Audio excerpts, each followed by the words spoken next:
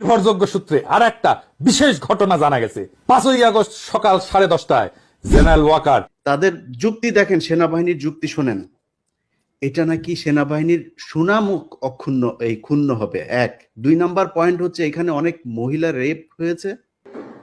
তাদেরকে বোঝাতে হবে তোমাদের রাস্তা ভুল, যা করে। দর্শক, গুরুত্বপূর্ণ কিছু ভিডিও আপনাদের মাঝে শেয়ার করব, যেগুলো দেখলে রীতিমতো অবাক হবেন। চাঞ্চল্যকর অবস্থার সৃষ্টি হয়েছে।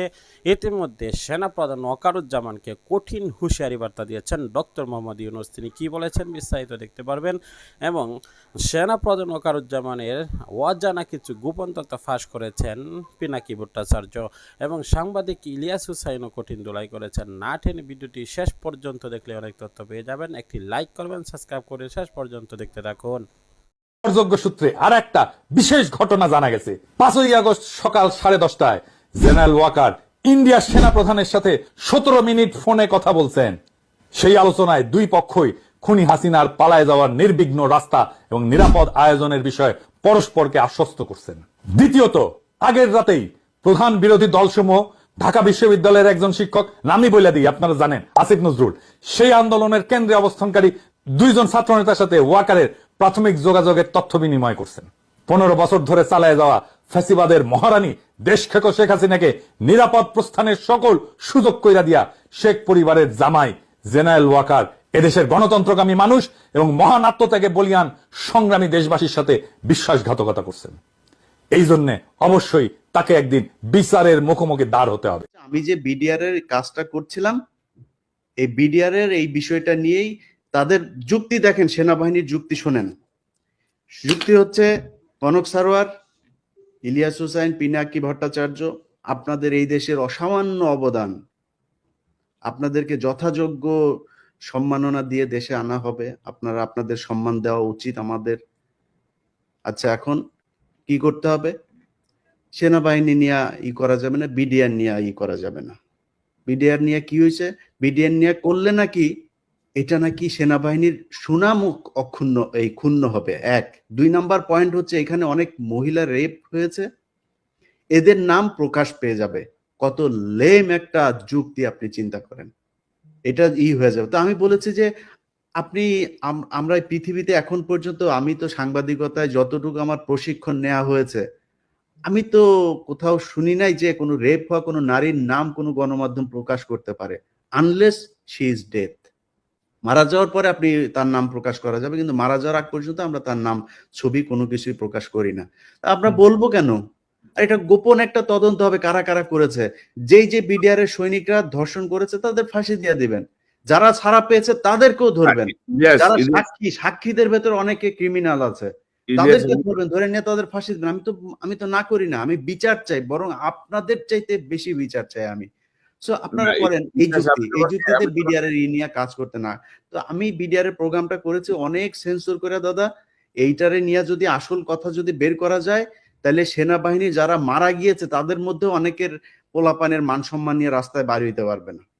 যাদেরকে আমরা শহীদ বলি, এদের মধ্যেও 2-4 জন আছে যাদের পোলাপান রাস্তাঘাটে বের হইতে পারবে না মান সম্মান নিয়ে। সব দোষ বিডিআর এর এখানে দিয়া, এবং ওই যে এটা শুনি নাই দেখেই কিন্তু তার পরের দিনই কিন্তু ওই সেনাপ্রধান বলেছে ফুল স্টপ। আমাদের ওই মিটিং এর পরের দিনই কিন্তু ফুল স্টপ। 24 তারিখের ঘটনা তাইলে। হ্যাঁ, যে আমরা এই আলোচনায় হয়তো সেনাবাহিনীর কষ্ট হইতে পারে যে আমরা সেনাবাহিনীর বিরুদ্ধে, আমরা সেনাবাহিনীকে এই দেশের রক্ষক মনে করি। আমরা তাদেরকে তাদের সম্মানের জায়গায় দেখতে চাই। সেনাবাহিনীর মিডল, তারপরে জুনিয়র যারা আছে, তারা প্রচন্ড দেশপ্রেমিক। বাংলাদেশের প্রতিটা সৈনিক দেশপ্রেমিক। তো প্রিয় দর্শক, ওনারা কি বললেন আপনারা নিশ্চয়ই শুনেছেন। এইবার আমরা শুনবো দেশের বর্তমান পরিস্থিতি এবং যারা অপরাধী তাদেরকে কিভাবে বিচারের মুখোমুখি করা হবে, এ বিষয়ে কি বললেন প্রধান উপদেষ্টা ডক্টর মোহাম্মদ ইউনূস। চলুন দেখে নেওয়া যাক। যদি বল তার সে আমারে পিটবে, আমি পিটবো, এটা এই পিটাপিটির শেষ কোনোদিন হবে না। তাদেরকে বোঝাতে হবে তোমাদের রাস্তা ভুল, যা করেছো মাপ চাও।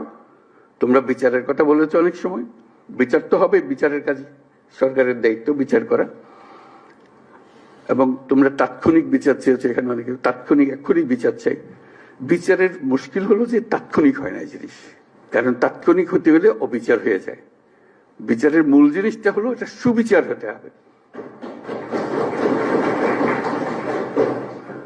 বিচারের কাজ চলতে থাকুক, যারা অপরাধী, যাকে সাক্ষ্য প্রমাণ আছে, তারা পুলিশের হাতে সুপর্দ করে দাও, বিচারের হাতে তুলে দাও, সে প্রক্রিয়া চলতে থাকবে। তুমি তুলে দেবে তাকে যথেষ্ট সাক্ষী প্রমাণ সহ। অবিচার যেন না হয়। আমরা অবিচারের বিরুদ্ধে দাঁড়িয়েছিলাম বলেই আজকে এই সংগ্রাম হয়েছে, এই আত্মত্যাগ হয়েছে। আর আমরা যদি অবিচারে নেমে যাই, তাহলে তাদের আর আমাদের তফাৎ হলো কি? আমরা অবিচারে নামবো না। আমরা যাদের অপরাধী তাদেরকে পুলিশের হাতে, আইনের হাতে সুপর্দ করব, আর যারা অপরাধী নয়, যে পুলিশের হাতে দেওয়ার মতো নাই, তাদেরকে মানুষ করব যে ভাই এই দেশ আমরা একসঙ্গে করি, যেই দেশের স্বপ্ন আমরা দেখতেছি, তোমরাও এই স্বপ্ন দেখে। তো এই দেশ আমার একার না, তোমারও এই দেশ। তোমাকে আমরা দেশ থেকে বাইর করার কথা বলতেছি না। তুমি এই দেশের সন্তান, আমি এই দেশের সন্তান। তুমি আমার বহু কষ্ট দিছো, আমি তো অনেক কষ্ট দেবো না। আমরা একযোগে যত তাড়াতাড়ি পারি এটা একটা সুন্দর দেশ বানাবো। এই করতে আসতে হবে তো আমাদেরকে, বোঝাপড়াতে আসতে হবে। সেই বোঝাপড়াটা তোমাদের থেকে শুরু হতে হবে। সরকারি পর্যায়ে বোঝাপড়া হয় না।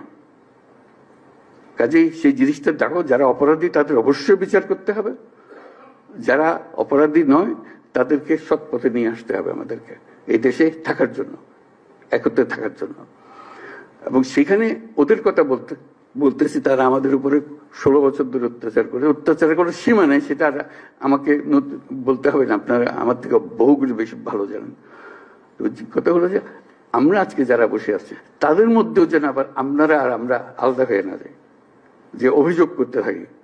অনেকে বলেছে অভিযোগ করতেছি, কিন্তু আমরা এক। মনের দুঃখের কথাটা বলছি, সেটা অবশ্যই বলবো, দুঃখের কথা বলবো, বুঝাবো, কিন্তু বিভেদটা, দূরত্বটা যেন সৃষ্টি না হয়।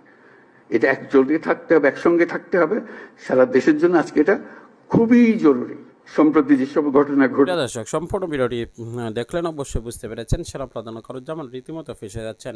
একের পর এক তার বিরুদ্ধে যে মানুষ লেগেছে এবং একের পর এক তার যে কুকীর্তি সামনে আসছে, রীতিমতো কিন্তু সে ফেসে গিয়েছেন এবং সামনেও তার অনেক বিপদ রয়েছে। আমরা চাই যে অবশ্যই সেনাপ্রধান ওয়াকারুজ্জামান যেন দেশের জন্য কাজ করে, জাতির জন্য কাজ করে এবং সে যেন নিরপেক্ষ ভূমিকা পালন করে, রাজনীতি নিয়ে যেন কোনো রাগ না গলায়।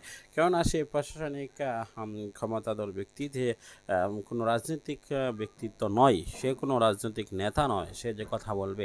সুতরাং সে বারবার শুধু রাজনৈতিক বিষয়গুলো কথা বলেই ফেসে যাচ্ছেন। আমরা চাই না সে রাজনৈতিক বিষয়ে কথা বলুক, আমরা চাই না সে রাজনৈতিক বিষয়ে কোনো মন্তব্য করুক। সুষ্ঠু দ্বারা সুষ্ঠু অবস্থানে সে থেকে সুন্দরভাবে দেশকে এগিয়ে নেওয়ার জন্য এবং রাজনীতিবিদদেরকে সাহায্য করবে, সেটাই তার স্বাভাবিক কর্মকাণ্ড। এবং বাহির বিশ্বের থাবা থেকে বাংলাদেশকে রক্ষা করতে চাইবে, এটাই শুধু তার কার্যকলাপ হতে পারে, আমরা সেটাই মনে করি। কিন্তু সে বারবার 18 মাসের মধ্যে নির্বাচন হতে হবে, আওয়ামী লীগকে পুনর্বাসিত করতে হবে, ভালো আওয়ামী লীগকে রাখতে হবে এবং আওয়ামী লীগের ভালো ভালো লোকদেরকে দিয়ে এই সংগঠন আবার দাঁড় করাতে হবে। এই সংগঠন ভালো ভালো লোকদেরকে দাঁড় করা